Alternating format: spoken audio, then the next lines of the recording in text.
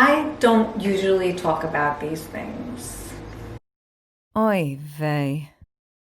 I don't get too personal in my videos. I mean, I get a little personal, but not too personal. I just wanted to say that I suffer from IBS. All the people around me know about it, but you guys don't. I wanted to give some of you out there who might be suffering from the same thing some tips and actually make you feel like you're not alone, because it is pretty embarrassing. I mean, there were times that I was doing number 2 like 6, 8, 10 times a day. And it almost made me afraid to eat my next meal, because I felt like once I was emptied out, I was kind of good, and then I would get hunger pains and I'd still be okay. And then once I ate, even if I ate something small or something healthy, I had to go to the bathroom again. Thank God at my old job, I sat right next to the bathroom.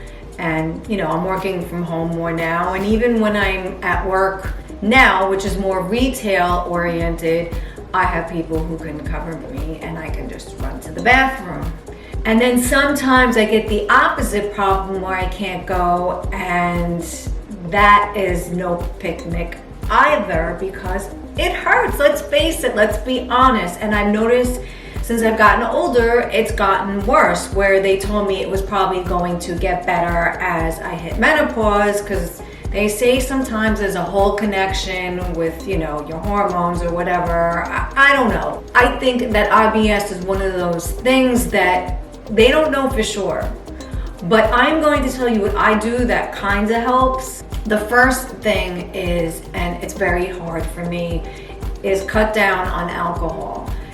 And if you can't really stop altogether, and let's face it, in these times, how can anybody really stop? So just limit it. I try to do a, 1 to 2 drink limit when possible. Not saying sometimes, in a span of a couple of hours, I could have a bottle. It's just, I'm half Polish, surrounded by Italians. They drink wine like it's water. But, if you just limit it, or maybe have some kind of drink that requires a lot of ice so it lasts longer and you're getting a little more hydrated, so that helps. I've definitely cut down on caffeine. I sometimes would have 2 cups a day. Now I just have my 1 cup. Maybe have your second cup be decaf, but I found even in the decaf coffees, there is caffeine in there. Another thing is food. And I found that talking to other people who have this, different foods trigger IBS differently for different people. I find my biggest triggers, and maybe you'll relate to this, is garlic, whether it's cooked or not. I just can't have anything overpowering in garlic. And it's a shame, because it tastes good, it's healthy for you. I try to use very little. Sometimes when a recipe calls for actual garlic, I'll just put a little sprinkle of garlic powder for flavor, but I feel like it doesn't bother my tummy as much. Same thing with onions. I can have them, but they have to be cooked. Raw onions, I get a salad. No matter how many times I say, please don't put the onions in there, I will pick them out. I don't feel like chocolate really gets to me. Some people, chocolate does. Thank God I have one vice that doesn't cause a problem. I also think eating less sugar in general helps. I always read labels. If something has tons of sugar in it, I do not buy it or eat it on a daily basis. Of course, I have my dessert at night, but that's it. You'd be surprised how many things are loaded with sugar. I mean, we know ketchup and stuff like that and some condiments are loaded in sugar, but some of the foods you are consuming that you don't even think have sugar, they have sugar in them. So really look at labels and try not to consume something that has more than like 7 grams of sugar or so. Less would be even better. Look for it in your milks, your half and halves. They're all hidden in there. That gets to dairy.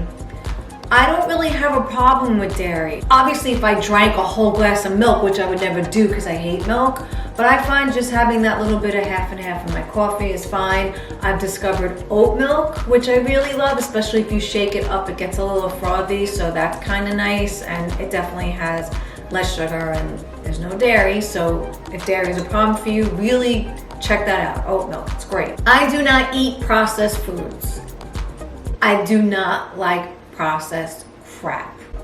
I just don't. I know I do snack tests. I do them for the videos, but on a daily basis, I do not eat processed food. That stuff will just stay in your gut and will take a long time to escape. Again, I'm not a doctor. This is just like what I do, and this is what helps me. So maybe this will help you. Of course, there's stress, but who can really, especially these days, control stress? I found exercising helps. I find spending time with my dog helps. Just think, what I'm stressed about now, is it gonna matter a year, 2, 3 years from now? If it's not going to, try not to think about it. I know the holidays are coming, so it's gonna be hard. Also with the food consumption, if you're going to have your trigger foods, just have less of it and hydrate, hydrate, hydrate. Do you have some kind of stomach ailment?